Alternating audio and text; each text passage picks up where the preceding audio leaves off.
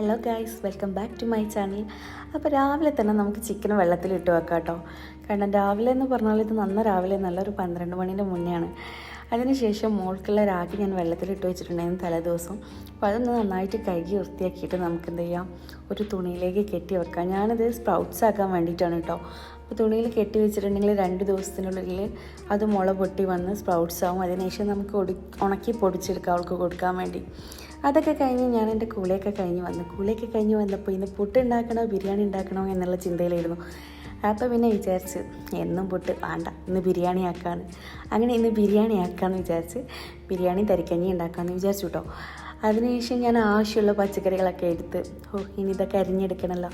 അപ്പോൾ അതൊക്കെ അരിഞ്ഞെടുത്ത് ഞാൻ എൻ്റെ പണിയിലേക്ക് തുടങ്ങുകയാണ്. ബിരിയാണിക്ക് ആവശ്യമായ എല്ലാ സാധനങ്ങളും അരിഞ്ഞെടുത്ത് കുറേ ഒന്നും ഉണ്ടാക്കേണ്ടി വരില്ല, എന്നാലും അത്യാവശ്യം കഴിക്കാൻ വേണമല്ലോ. നോമ്പ് തുറക്കുന്നതിന് മുന്നേ നമുക്ക് ഒരുപാട് കഴിക്കണം എന്നുള്ള ചിന്തയായിരിക്കുമല്ലോ. അപ്പോൾ സ്റ്റൗ എത്തിച്ച് ഞാൻ എൻ്റെ പാൻ അത് വെച്ചു കേട്ടോ. അതിനുശേഷം അതിലേക്ക് എണ്ണയും നമ്മുടെ ഓയിലാട്ടോ, സൺഫ്ലവർ ഓയിലും അതിലേക്ക് ഗീയും കൂടി ചേർത്ത് കൊടുക്കുന്നുണ്ട്. നമുക്ക് ബിരിയാണിക്കുള്ള മസാല തയ്യാറാക്കിയെടുക്കാം. അതിലേക്ക് നമ്മൾ ഉള്ളിയിട്ട് നന്നായിട്ട് വഴറ്റുക. പിന്നെ ഉള്ളി, പച്ചമുളക്, ഇഞ്ചി ചതച്ചത്, തക്കാളി ഇതൊക്കെ ഇട്ടിട്ട് ഞാൻ നന്നായിട്ട് വഴറ്റുന്നുണ്ട്. എന്നിട്ട് കുറച്ച് നേരം അടച്ച് വെച്ച് വേവിക്കാം. അതേസമയം നമുക്ക് മറ്റേ അടുപ്പിൽ എന്ത് ചെയ്യുക, ചോറ് വേവിച്ചെടുക്കാം കേട്ടോ ബിരിയാണിക്കുള്ള. അപ്പോഴേക്ക് ഇതൊക്കെ ഒന്ന് വന്നിട്ടുണ്ടായിരുന്നു, സെറ്റായിട്ടുണ്ടായിരുന്നു. ചോറ് അവിടെ വേവുന്നുണ്ട്. ഒരു വിസിലടിച്ചാൽ നമുക്ക് ഓഫ് ചെയ്യാം. എന്നിട്ട് ഇതിലേക്കുള്ള മസാലകളൊക്കെ ഞാൻ ഇട്ട് കൊടുക്കുന്നുണ്ട്. എല്ലാം കുറേശ്ശെ. മുളക് പൊടി ഞാൻ പൊതുവേ യൂസ് ചെയ്യാറില്ല കേട്ടോ. അപ്പോൾ അങ്ങനെ എല്ലാം കുറച്ച് മഞ്ഞൾപ്പൊടി, കുറച്ച് മല്ലിപ്പൊടി, പിന്നെ ഇട്ടത് എന്താ വെച്ചാൽ കുറച്ച് ചിക്കൻ മസാല. അത് കുറച്ച് കൂടിയിട്ടുണ്ട്. എന്താ വെച്ചാൽ ചിക്കൻ മസാല എനിക്ക് ഭയങ്കര ഇഷ്ടം. അതിട്ട് പിന്നെ ഞാൻ കടയിൽ നിന്ന് വാങ്ങിച്ചൊരു ഗരം മസാല ഇട്ടു. വേണ്ടായിരുന്നു കേട്ടോ, ഒരു മണമില്ലാന്ന്. അതിനുശേഷം തൈര് ഒഴിച്ചിട്ട് പിന്നെ കുറച്ച് ലെമണും സ്ക്യൂസ് ചെയ്തിട്ട് ഞാൻ എന്ത് ചെയ്തു, നമ്മളെ ചിക്കൻ അതിലേക്ക് തട്ടി. ഈ ചിക്കനൊക്കെ കുഞ്ഞു പീസാണ്. കാരണം എന്താ വെച്ചാൽ കറിക്ക് കൊണ്ടുവന്ന ചിക്കനാണ്. ഞാൻ അതും കൊണ്ട് എന്ത് ചെയ്തു, ബിരിയാണി തട്ടി കുട്ടിയതാട്ടെന്ന്.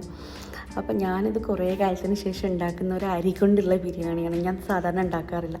അങ്ങനെ നമുക്ക് ചിക്കൻ വെന്തതിന് ശേഷം അതിൻ്റെ മേലെ ചോറിട്ടിട്ട് നമ്മൾ ഗരം മസാലയും പിന്നെ നമ്മുടെ മല്ലിയിലയും അരക്കേജിയൊക്കെ തൂവി കൊടുത്തു. ഇനിയിത് കുറച്ച് നേരം അടച്ചു വെച്ച് വേവിച്ചാൽ നമ്മുടെ ബിരിയാണി സെറ്റായിട്ടാണ്. എളുപ്പം പണിയാണെന്ന് ചെയ്യാൻ വിചാരിച്ചാൽ എല്ലാ പണിയും അങ്ങോട്ട് എളുപ്പമാണെന്ന്. അപ്പം അത് കഴിഞ്ഞിട്ട് ഞാൻ എന്ത് ചെയ്തു, തരിക്കഞ്ഞി റെഡിയാക്കാൻ വേണ്ടിയിട്ട് നമ്മൾ പാലും പഞ്ചസാരയൊക്കെ ക്യാരമലൈസ് ചെയ്ത് വെച്ചിട്ടുണ്ട്. പിന്നെ ഒരു ചട്ടി വെച്ച് അതിലേക്ക് കുറച്ച് ചെറിയുള്ളിയും അണ്ടിപ്പരിപ്പും വെച്ചിട്ടുണ്ട്. അണ്ടിപ്പരിപ്പ് മാത്രമേ ഉള്ളൂ, മുന്തിരിയില്ല, ചോദിക്കേണ്ട, അത് തിന്ന് തീർത്തിട്ടുണ്ട്. അപ്പോൾ അതും ഇട്ട് നന്നായിട്ട് വഴറ്റിട്ട് അതിലേക്ക് കുറച്ച് തരി എന്ന് പറഞ്ഞാൽ നമ്മുടെ റവ കുറച്ച് ഇട്ടാൽ മതി. കാരണം കുറേ ഇട്ടിട്ടുണ്ടെങ്കിൽ അത് കട്ട കുത്തി കിടക്കും. അപ്പോൾ നമ്മൾ ഐസ്ക്രീം കഴിക്കുമ്പോൾ പോലെ കോരി കഴിക്കുന്നിട്ട് വരും.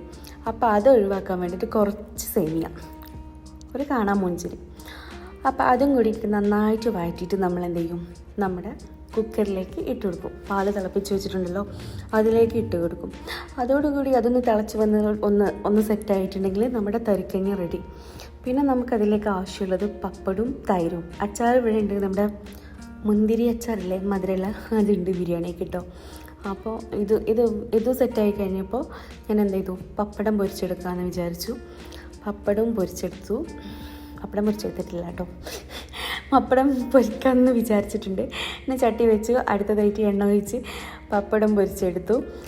പക്ഷേ എന്നും ഞാൻ വിചാരിച്ചു കുറേ നേരത്തെ എൻ്റെ പണികളൊക്കെ തുടങ്ങുമ്പോണ്ടല്ലോ, നേരത്തെ പണിയൊക്കെ കഴിച്ച് കുറച്ച് നേരം ഇരിക്കുന്നൊക്കെ. എവിടെ ഇല്ലാതെ ഞാൻ എന്നും ആ ഒരു 6:30 ആകുമ്പോഴേക്കേ എൻ്റെ പണികളൊക്കെ തീരുള്ളൂ, ഒക്കെ ടേബിളിൽ എത്തുള്ളൂ കേട്ടോ.